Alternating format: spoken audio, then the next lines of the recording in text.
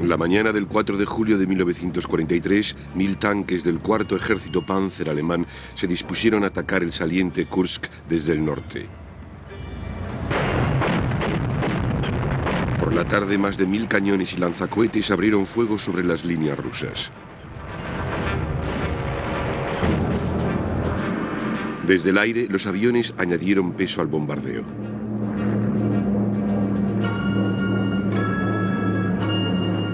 A las 3 de la tarde, tras lo más duro de la batalla, los alemanes comenzaron a penetrar en las defensas rusas.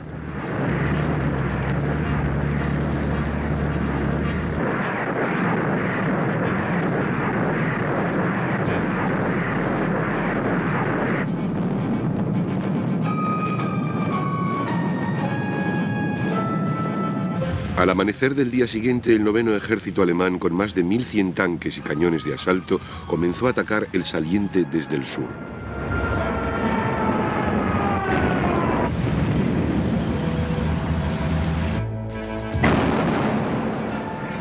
Inicialmente, el avance alemán tuvo más éxito en el sur que en el norte.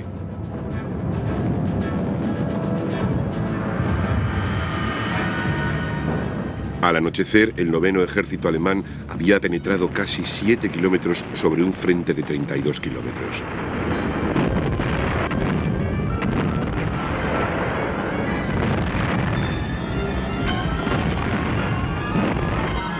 Todo parecía indicar que los alemanes estaban a punto de conseguir otra victoria aplastante como las de 1941 y 42.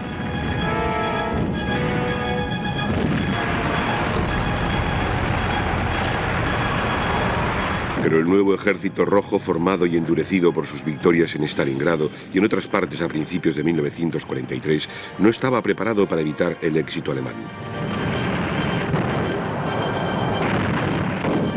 En el norte del saliente, los rusos hicieron luchar a sus adversarios por cada metro de terreno. La artillería soviética bombardeó día y noche a los atacantes.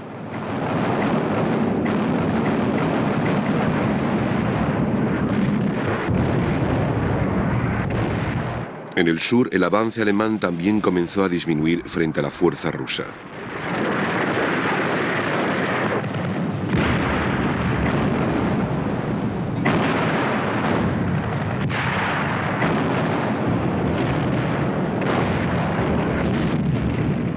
Muchos Panzers fueron víctimas de las minas y la lucha se hizo cada vez más intensa.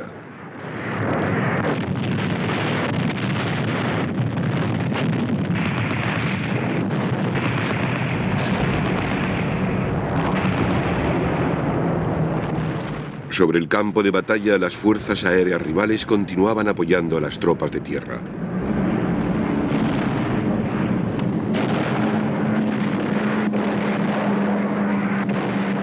Estos Ilyushin IL-2 fueron apodados por los alemanes como Muerte Negra. La batalla por el dominio aéreo se encrudeció y el número de aviones derribados aumentó con rapidez.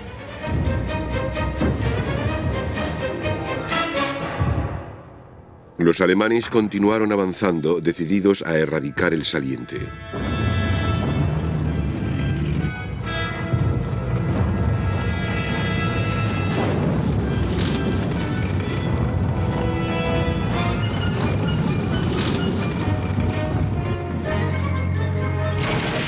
Sin embargo, cada vez era más difícil dominar la resistencia rusa. El cuarto día, el ejército rojo comenzó a movilizar sus reservas blindadas. Mientras sucedía esto, la artillería e infantería rusas contuvieron a los alemanes. Entonces, el 12 de julio, la 5ª división blindada rusa con 900 tanques atacó el flanco del 9º ejército alemán.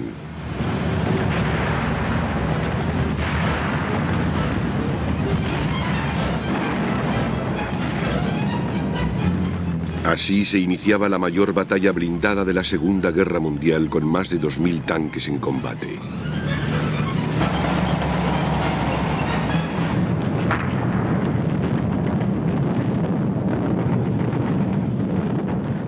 Las esperanzas de victoria de los alemanes se desvanecieron, lo que, unido a la invasión anglo-americana de Sicilia el 10 de julio, hizo que Hitler detuviera los ataques. Las bajas en el frente alemán habían sido muchas, con 15.000 hombres muertos, heridos y capturados. En total, los rusos tuvieron más bajas, pero también contaban con más hombres. Los 1.500 tanques alemanes que los rusos afirmaban haber destruido iban a ser muy difíciles de reemplazar. Por otro lado, los rusos parecían contar con inagotables recursos humanos y su ritmo de producción de tanques había aumentado a 2.000 por mes, el doble que los alemanes.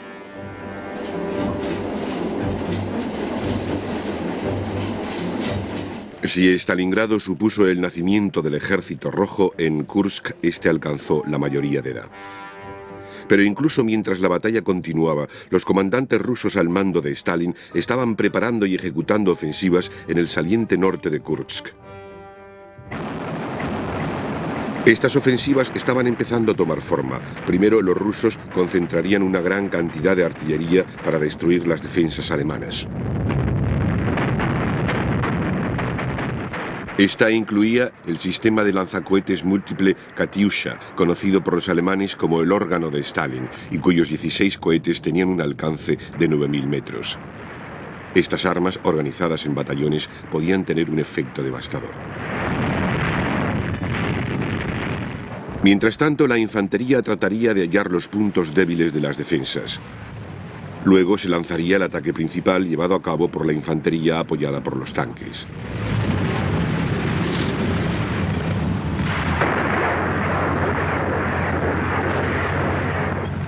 Las divisiones blindadas avanzarían, cada una compuesta por unos 750 tanques y cañones.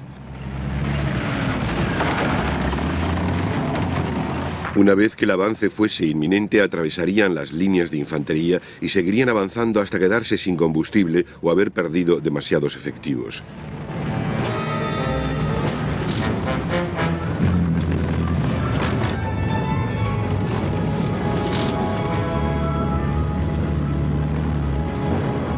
La Fuerza Aérea Roja también desempeñó su misión. Bombarderos ligeros como este versátil Pedlyakov P-2S, muy eficaces como cazas nocturnos, atacaron sus objetivos en la retaguardia del campo de batalla.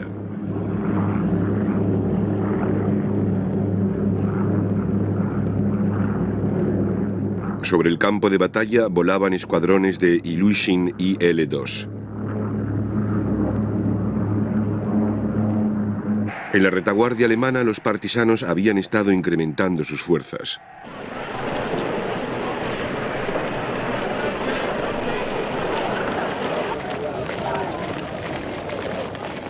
Su creciente actividad no solamente alteró el sistema logístico, también inmovilizó tropas valiosas y proporcionó información esencial sobre los planes alemanes.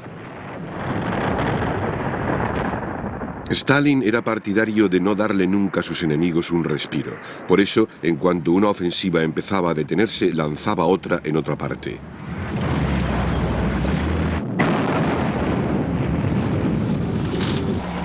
En el extremo sur, los alemanes perdieron su punto de apoyo en el Cáucaso y tuvieron que retroceder a lo largo de la costa de Ucrania.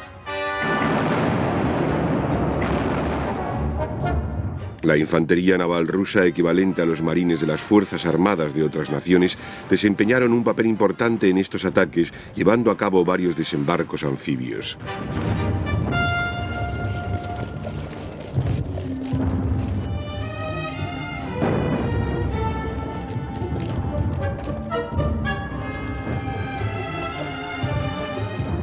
Los rusos también continuaron presionando en el centro.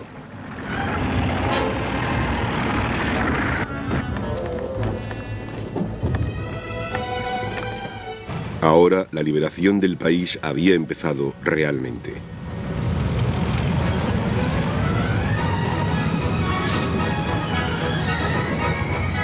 Kharkov, escenario de muchos combates durante los últimos años, fue una de las primeras ciudades reconquistadas.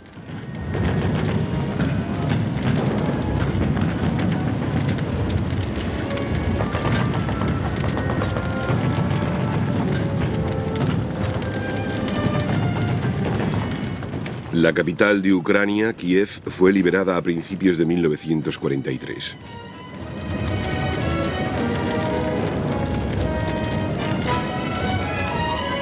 De esta manera, hacia finales de año, las ofensivas rusas posteriores a Kursk habían recuperado mucho territorio en el centro y el sur. Ello se consiguió a pesar de una nueva línea defensiva formidable, el Muro Oriental, que los alemanes habían construido en agosto y que fue superado rápidamente. Sin embargo, y a pesar de las pérdidas, los ejércitos alemanes seguían todavía intactos cuando se disponían a pasar su tercer invierno en Rusia.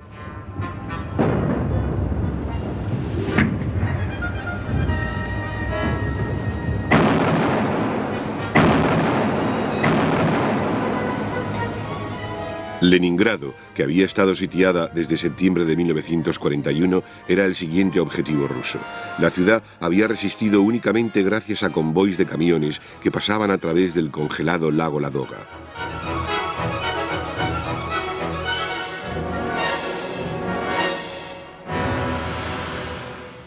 Y el 10 de enero de 1944, el Ejército Rojo atacó.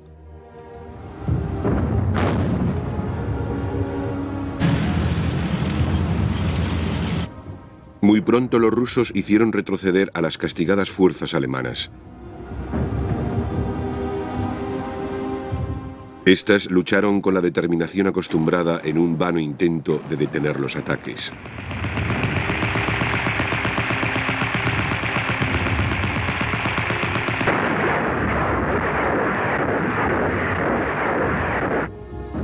Pero tras 2 semanas de lucha, los alemanes habían retrocedido más allá del alcance de la artillería de Leningrado.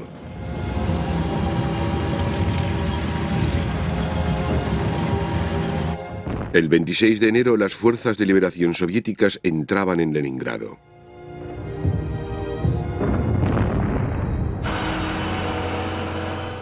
El sitio, que había durado 900 días, fue con mucho el más largo de la Segunda Guerra Mundial. Aquellos ciudadanos que habían sido evacuados anteriormente podían finalmente regresar a sus casas si todavía existían.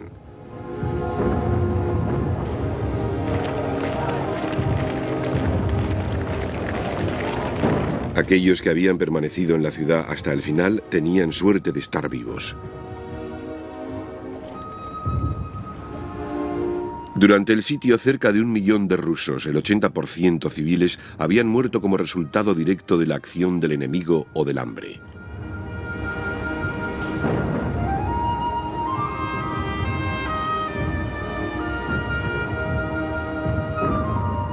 Pero había poco tiempo para celebrar la liberación de Leningrado.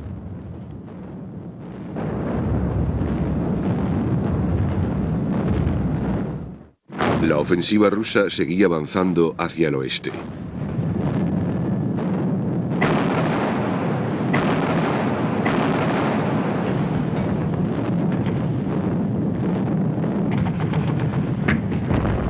Cada vez llegaban más ejércitos soviéticos y el frente de combate alcanzó los 400 kilómetros.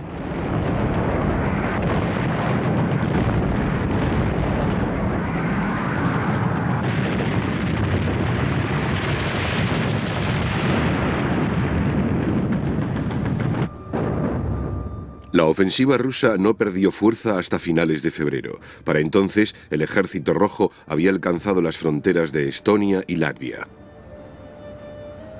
Simultáneamente, otra ofensiva lanzada también en enero había avanzado hacia el sur de Polonia, dejando el flanco sur del ejército central alemán peligrosamente expuesto. Más al sur, otras ofensivas rusas habían hecho retroceder a los alemanes hacia Rumanía.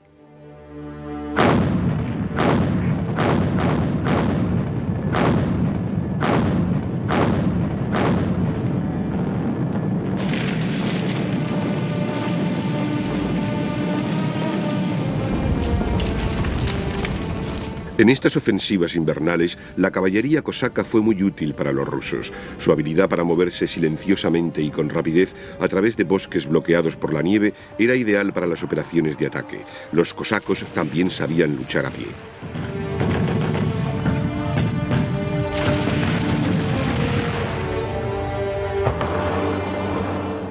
Las pérdidas alemanas aumentaban constantemente durante estos ataques y se vieron forzados a abandonar grandes cantidades de artillería pesada.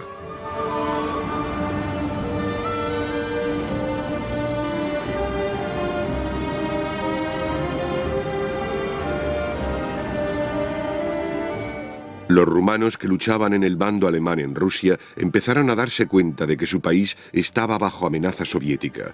El dictador militar Ion Antonescu escapó a Berlín en marzo de 1944 para pedirle a Hitler que el ejército rumano se dedicase únicamente a la defensa de su país. Hitler consintió.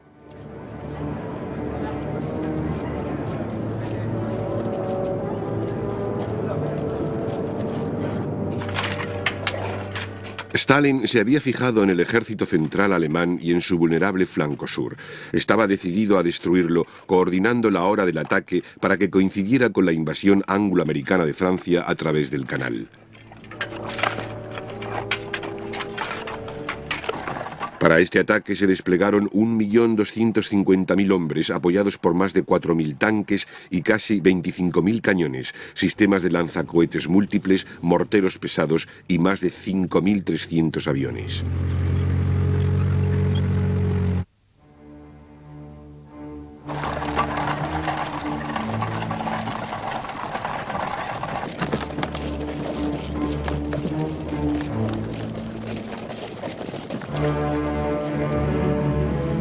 Los alemanes tenían solo 500.000 de hombres para defender 1.150 kilómetros de frente y solo unos 600 tanques para apoyarlos.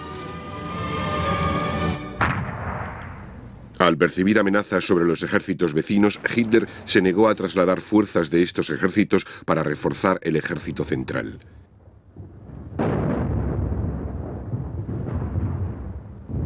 Con menos de una sexta parte de la fuerza aérea rusa, los alemanes no podían llevar a cabo vuelos de reconocimiento. Esto y las medidas de engaño soviéticas convencieron al mariscal de campo Busch, al mando del ejército central, de que el ataque principal se iniciaría en el Gran Saliente y hacia el sur.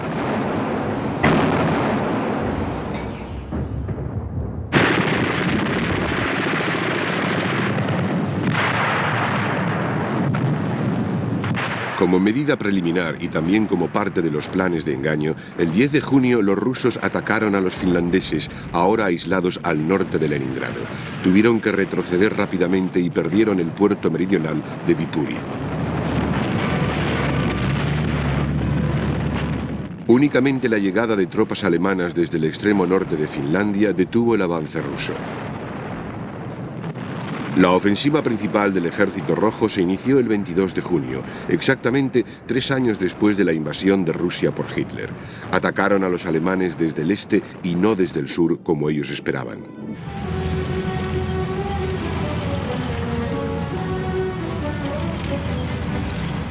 En 6 días el núcleo del ejército central había sido destruido. Hitler reemplazó a Busch por Walter Model, pero fue incapaz de detener la oleada rusa.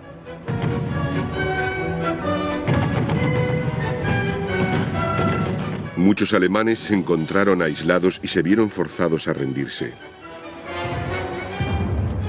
Miles de ellos murieron.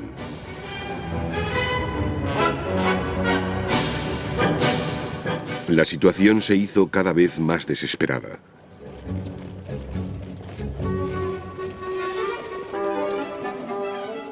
En julio las fuerzas soviéticas continuaron avanzando y el 20 cruzaron la frontera ruso-polaca de 1939.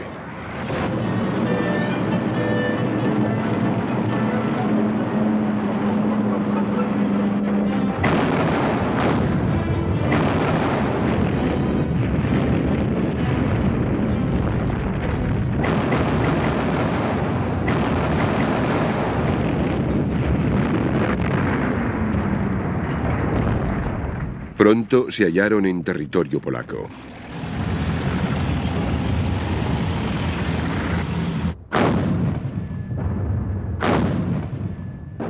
A finales de julio, el Ejército Rojo estaba muy cerca del río Vístula, enfrente de Varsovia, la capital polaca.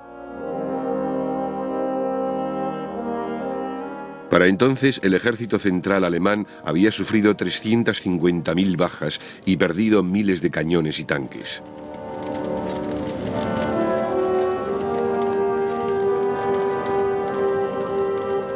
Al mismo tiempo, el ejército del norte había sido cercado de espaldas al Báltico.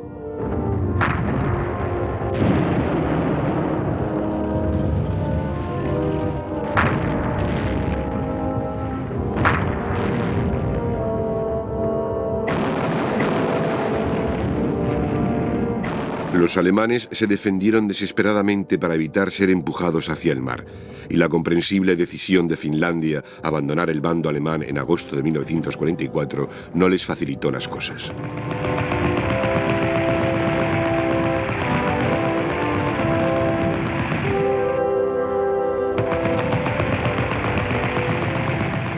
En el extremo sur, los rusos atacaron Rumanía el 20 de agosto.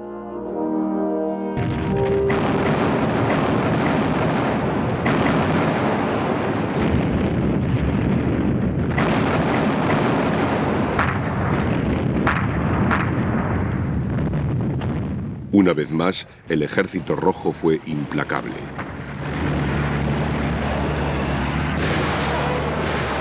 Los Nebelwerfers alemanes, equivalentes a los Katyusha soviéticos, contraatacaron en vano.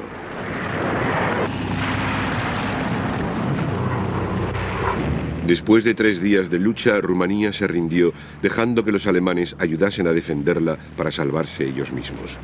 Pero la atención de los dos bandos, y de hecho la de todas las naciones en guerra en Europa, se había desviado hacia los dramáticos acontecimientos que tenían lugar en Varsovia. Su origen se remontaba a las complejas relaciones entre los polacos y los aliados. Cuando Stalin invadió Polonia desde el este en 1939 y dividió el país con Hitler, ambos estaban decididos a acabar con cualquier aspiración que los polacos pudieran tener con respecto a la independencia en el futuro. Las fuerzas armadas polacas que capturó fueron conducidas de vuelta a Rusia, principalmente a los campos de Siberia. Muchos oficiales polacos nunca llegaron a verlos.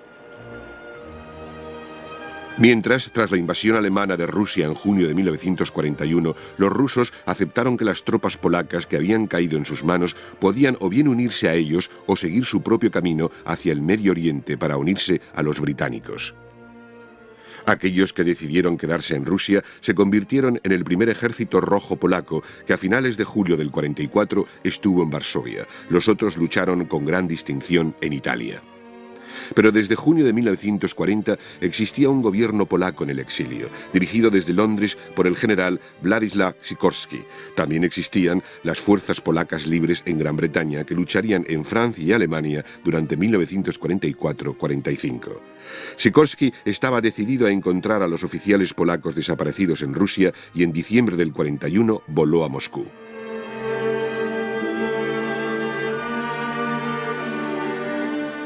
Si bien Stalin estaba dispuesto a firmar un tratado de asistencia mutua con los polacos en Londres, negó todo conocimiento acerca del destino de los oficiales polacos.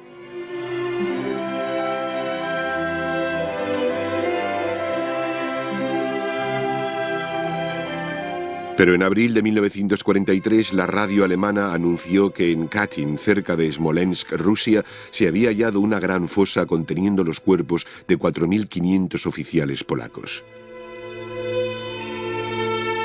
Los alemanes acusaron a Moscú de esta atrocidad. Los polacos en Londres, quienes ya llevaban tiempo sospechándolo, apoyaron la versión alemana, pero los rusos descartaron esta acusación, culpando a los alemanes en su lugar.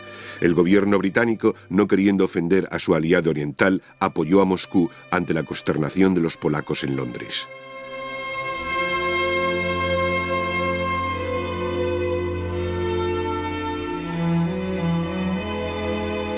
Mientras, los alemanes habían invitado a la Cruz Roja Internacional para que llevase a cabo una autopsia. Esta se hizo y la evidencia de la fecha del fallecimiento y el método de fusilamiento señalaban a los rusos como los culpables. Sin embargo, ellos continuaron negándolo y lo seguirían haciendo durante casi 50 años hasta el final de la Guerra Fría.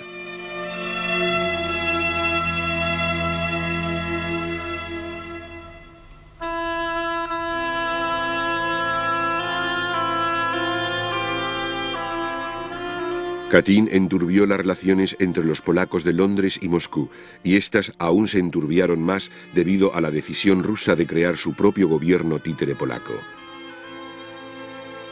Ahora, más de un año después de que los alemanes organizaran un funeral apropiado para las víctimas de Katyn, los rusos se encontraban ante las puertas de Varsovia. Dentro de la ciudad se encontraba un ejército clandestino polaco. Los polacos de Londres les habían dicho a sus compatriotas en Varsovia que podían sublevarse contra los alemanes cuando llegase el momento oportuno. Los polacos de Varsovia estaban convencidos de que el momento había llegado. El 31 de julio del 44, el ejército polaco en Varsovia decidió sublevarse contra los alemanes al día siguiente. Lo hizo sabiendo que en abril del 43 los judíos del gueto de Varsovia también se habían rebelado contra sus opresores y que los alemanes los habían aplastado con severidad. Esta vez, sin embargo, los cañones rusos se podían oír claramente desde la otra parte del Vístula y la sublevación continuó su curso. Los alemanes trasladaron rápidamente refuerzos a la zona de Varsovia y estalló una violenta lucha. Desgraciadamente para el ejército polaco, los rusos habían decidido detener su ofensiva del verano del 44 y los polacos se encontraron solos.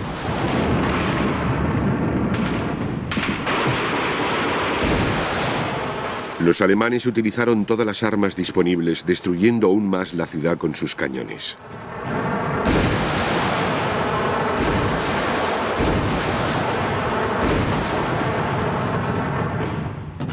Durante agosto y septiembre la batalla fue cruenta.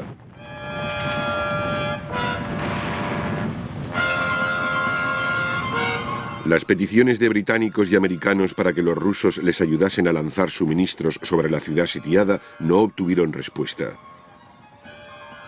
Poco a poco la resistencia polaca fue aplastada.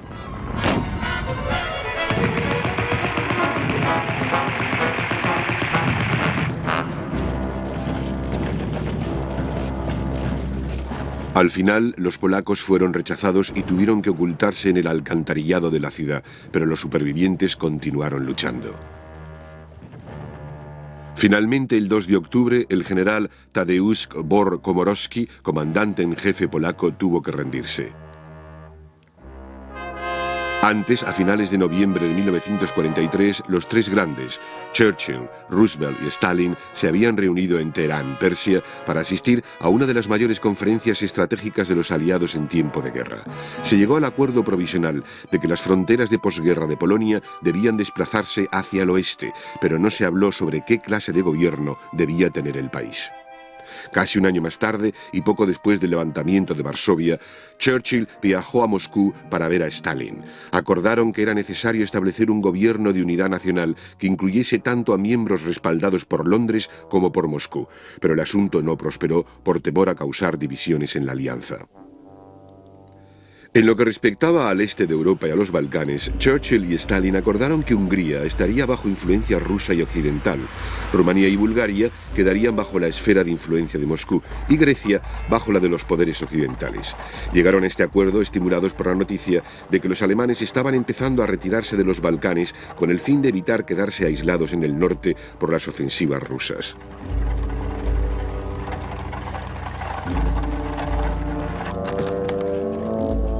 En diciembre de 1944, mientras los alemanes abandonaban Grecia, surgieron problemas entre los dos bandos principales de la resistencia. Los comunistas estaban decididos a tomar el poder. Hubo que enviar rápidamente tropas británicas a través de la frontera italiana para aplastar a los comunistas griegos. Y en Atenas y en otras partes estallaron cruentos combates. Sin embargo, Stalin no apoyó a los comunistas griegos que se vieron obligados a firmar una tregua en enero de 1945.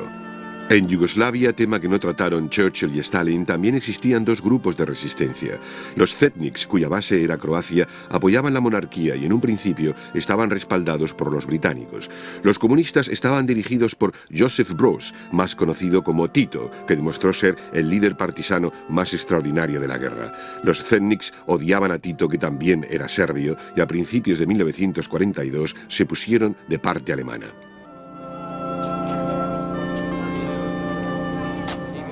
Las fuerzas del Eje, con la ayuda de los Chetniks, empezaron a lanzar ataques contra Tito. Al carecer de apoyo exterior, salvo el apoyo moral ruso, Tito y sus partisanos pronto fueron acorralados en las montañas del oeste de Bosnia.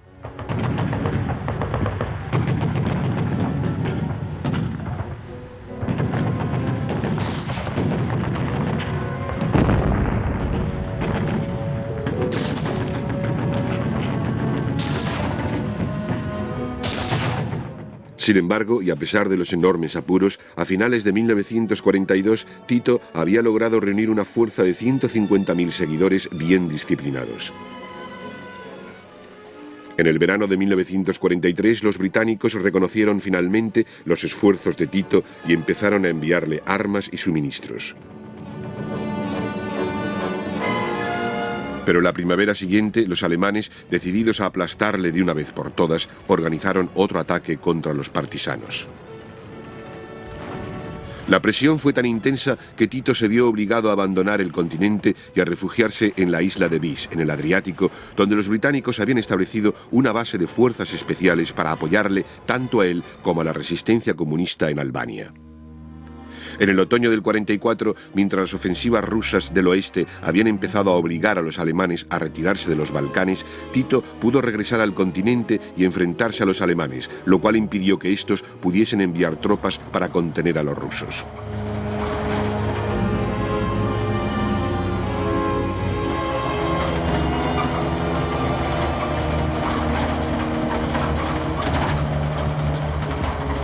Sin embargo, Tito, aunque acérrimo comunista, estaba sobre todo interesado en la independencia de Yugoslavia al acabar la guerra.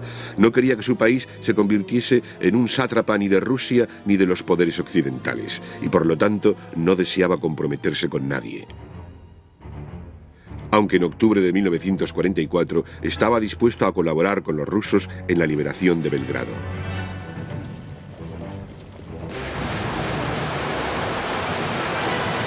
Pero fueron necesarios 6 días de duros combates antes de asegurar la capital yugoslava.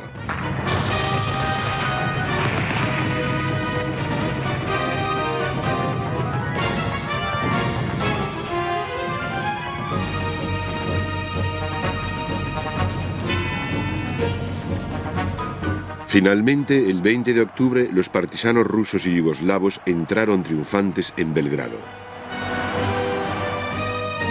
Para entonces Bulgaria había cambiado de bando y el resto de las fuerzas alemanas empezó a retirarse hacia el noroeste en dirección a Austria. En el norte, los alemanes habían estado combatiendo desesperadamente para impedir que el Ejército Rojo ocupase Hungría.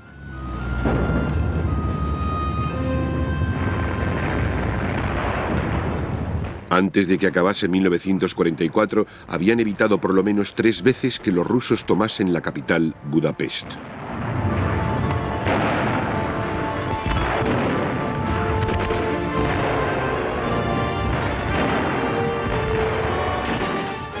Mientras las cosas seguían estáticas ante Varsovia, más al norte los rusos habían ocupado los estados bálticos, excepto la península de Kurland, donde seguía atrapado el resto del ejército del norte.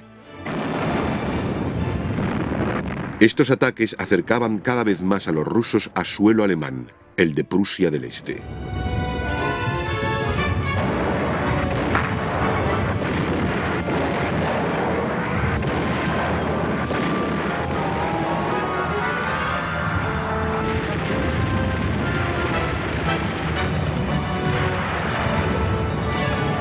Esta creciente amenaza hizo que los alemanes combatiesen aún más desesperadamente.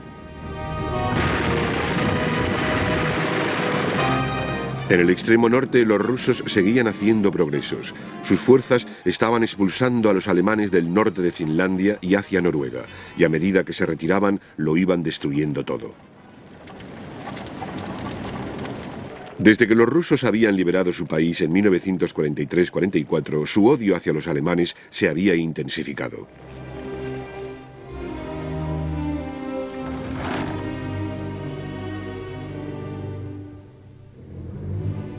La mayor parte del oeste de Rusia había quedado reducida a ruinas.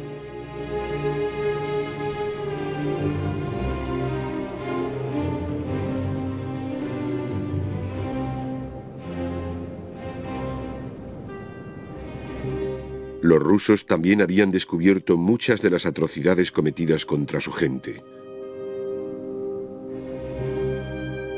La amargura y el odio ruso aumentaron dramáticamente después del 23 de julio de 1944. Ese día las fuerzas soviéticas entraron en la pequeña población polaca de Majdanek, cerca de Lublin. Descubrieron un campo de concentración, pero pronto se dieron cuenta de que escondía un motivo más siniestro. Majdanek había sido utilizado para la completa aniquilación de la raza judía en Europa.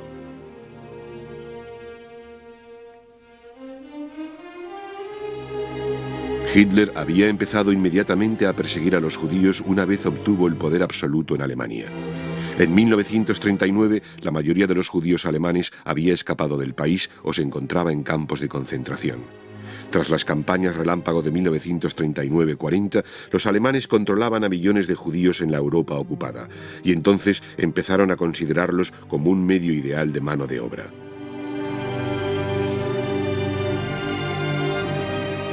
Y por lo tanto empezaron a reunirlos, a menudo ayudados por gobernantes títeres locales.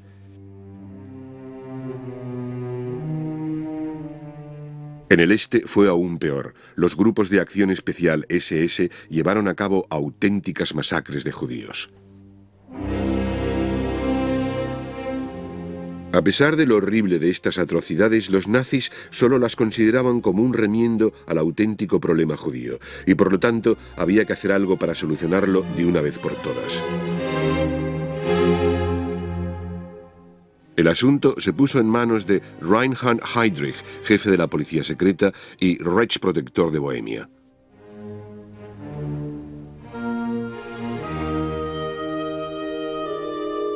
En enero de 1942, Heydrich convocó una conferencia en una villa cercana a uno de los lagos de Berlín, el Wannsee.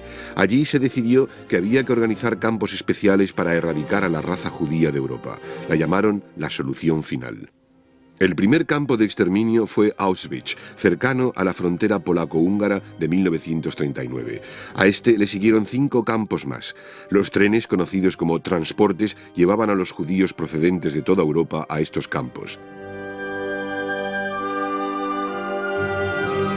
Al llegar, los cuerpos capaces eran separados del resto para ponerlos a trabajar hasta que cayesen muertos. El resto era introducido en grandes salas con duchas donde se les obligaba a desnudarse y luego se abrían los grifos, pero en lugar de agua dejaban salir gas venenoso. Luego los cadáveres eran incinerados en hornos especiales. Por este método, en 1944 se estaban asesinando tan solo en Auschwitz a 4.000 judíos diariamente. Pero el arquitecto de este plan despiadadamente eficaz y horrible no vivió para verlo en completo funcionamiento. El 27 de mayo de 1942, Heydrich era herido mortalmente, en Praga, por 2 agentes checos que habían volado desde Gran Bretaña.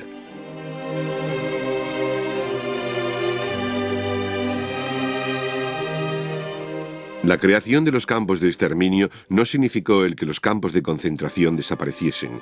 Continuaron existiendo y cientos de miles de personas murieron en ellos, aunque debido sobre todo al maltrato y a la negligencia y no a una política deliberada de asesinatos en masa. Incluso en 1944, cuando la derrota empezaba a ser evidente, los nazis no dejaron de utilizar los campos de concentración. Hasta 1945, el líder de las SS, Heinrich Himmler, no ordenó la destrucción de los campos que quedaban en el este, obligando a los supervivientes a marchar hacia el oeste. Para entonces, los rusos estaban decididos a ocupar el este de la misma Alemania.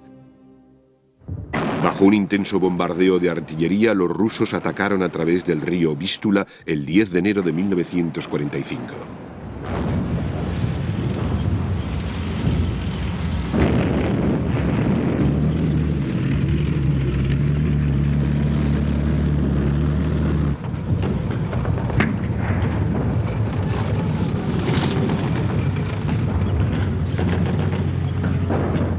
Y el primer día consiguieron abrir una brecha de casi 20 kilómetros en las defensas alemanas.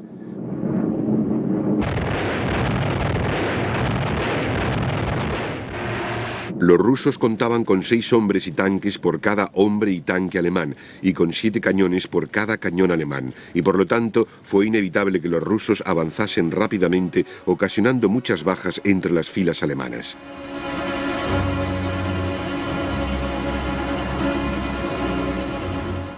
En 6 días, los rusos avanzaron 130 kilómetros.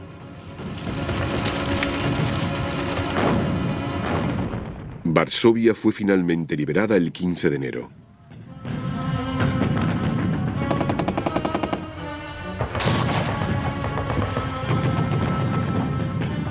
Tras los daños ocasionados en Varsovia por los alemanes en septiembre del 39 y durante la sublevación de abril del 43 y agosto del 44, la capital polaca volvió a sufrir más daños durante su liberación.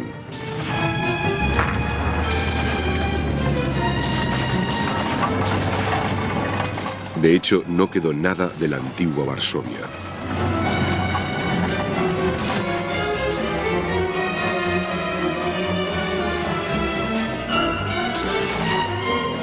En el norte continuaba la bolsa alemana en la península de Kurland. El resto del ejército del norte seguía resistiendo y los rusos se contentaban con ignorarlo por el momento.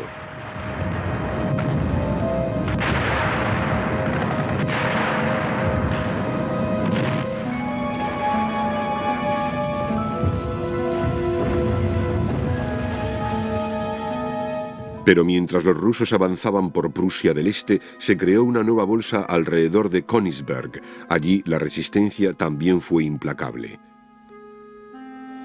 Una marea de refugiados alemanes empezó a dirigirse hacia el oeste en dirección al río Oder. Iban contando historias de asesinatos, violaciones y saqueos cometidos por los rusos que avanzaban. Muchos de los habitantes alemanes de Prusia del Este no pudieron escapar por tierra y tuvieron que hacerlo en barcos sobrecargados a través de un mar Báltico infestado de submarinos, el cual dominaba cada vez más la Fuerza Aérea Soviética.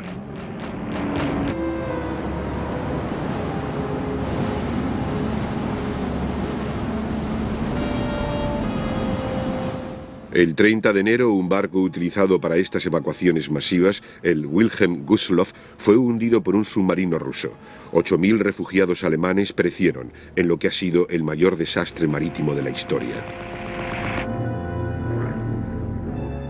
A finales de enero, los rusos estaban muy cerca del río Oder, a menos de 50 kilómetros de Berlín. Pero a mediados de febrero, los alemanes empezaron a contraatacar desde Pomerania, el expuesto flanco norte ruso. Los rusos entonces se dirigieron hacia el norte para expulsar a los alemanes de dicha región.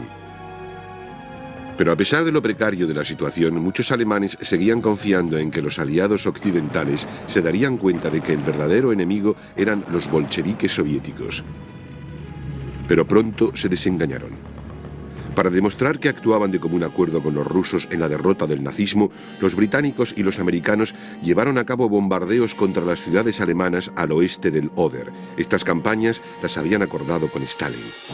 Y en febrero, los bombarderos británicos y americanos lanzaron su carga letal sobre Magdeburg, Berlín, Chemnitz y Dresden. Estos ataques revivieron los debates acerca de la moralidad de los bombardeos estratégicos, debates que continúan vigentes hoy en día.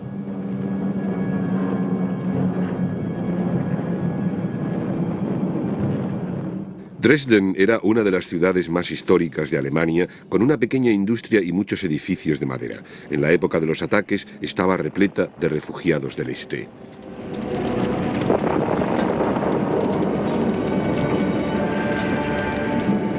Los ataques angloamericanos causaron la muerte de 50.000 civiles y destruyeron casi toda la ciudad. Incluso Churchill, hasta entonces firme defensor de bombardear Alemania, palideció cuando escuchó los detalles de las batidas.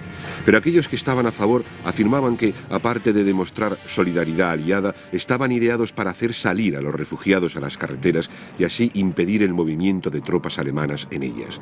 Pero de todos modos, Dresden puso un interrogante sobre la cuestión moral de los bombardeos sobre civiles. Mientras los rusos habían estado ocupando la parte alemana de Polonia y Prusia del Este, también habían mantenido una postura ofensiva sobre Hungría.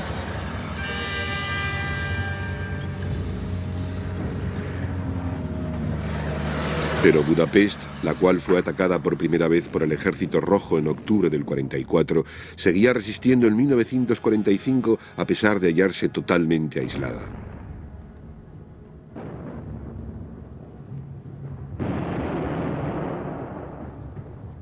Para aumentar la frustración rusa, una delegación húngara había firmado un armisticio en Moscú en octubre de 1944. Los alemanes, conscientes de que ello iba a ocurrir, habían movilizado tropas en el país y ocupado los puntos clave. También secuestraron al almirante Horthy, el dictador húngaro. A principios de enero, los alemanes lanzaron un ataque con la intención de liberar la capital húngara. Tras coger a los rusos por sorpresa, avanzaron hasta quedarse a 500 metros de su objetivo, pero de allí no pasaron.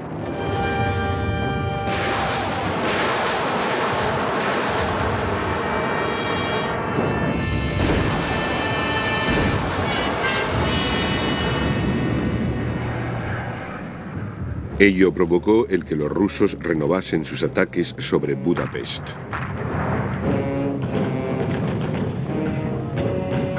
A principios de febrero, los combates habían alcanzado los suburbios de la ciudad.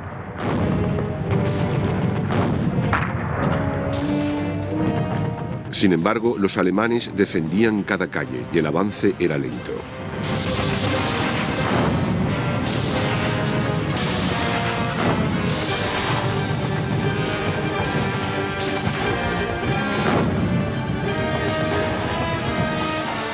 Poco a poco, los rusos se acercaban al centro de la ciudad.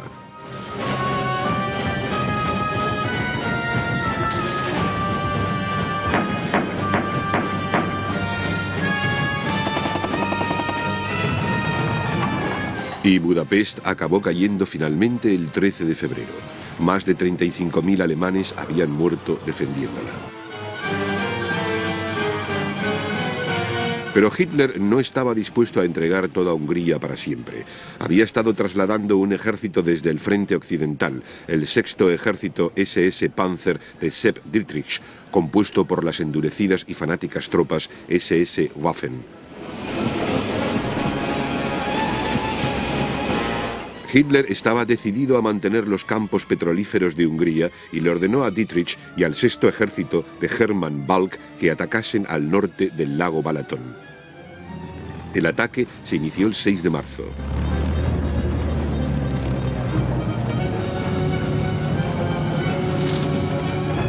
Sin embargo, había empezado el deshielo de primavera y el avance era lento.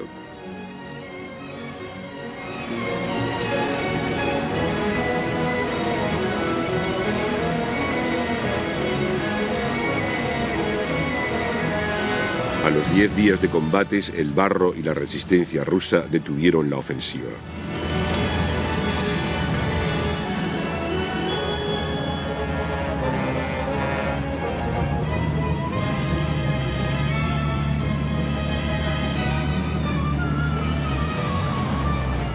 Los alemanes se atrincheraron rápidamente.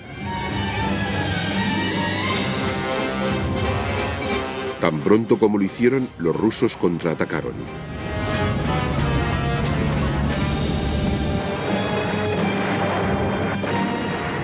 La retirada alemana fue inmediata. Se llevó a cabo sin el permiso de Hitler, y este se mostró furioso al enterarse, ordenando a sus tropas de las SS que se quitasen los brazaletes con la insignia como castigo.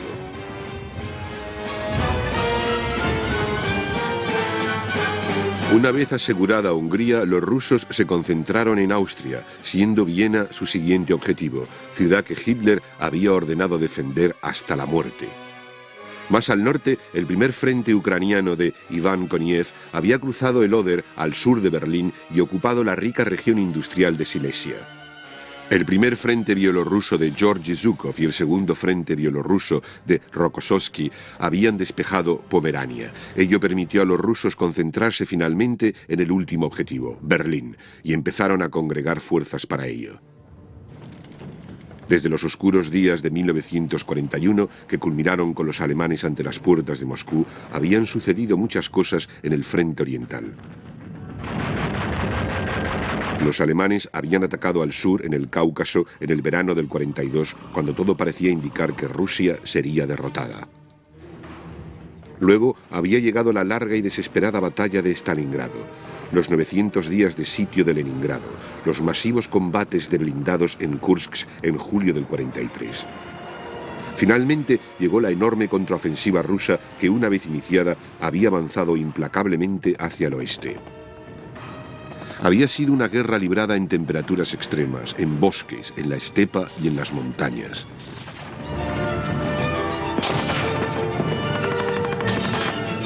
Unos 12 millones de soldados habían perdido la vida y el número de civiles muertos doblaba esa cantidad. Los combates habían sido de una ferocidad que jamás se había visto antes de la guerra.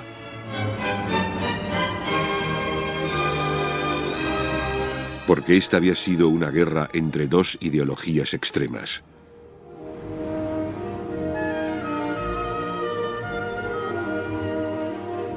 Y solo una de ellas sobreviviría al conflicto.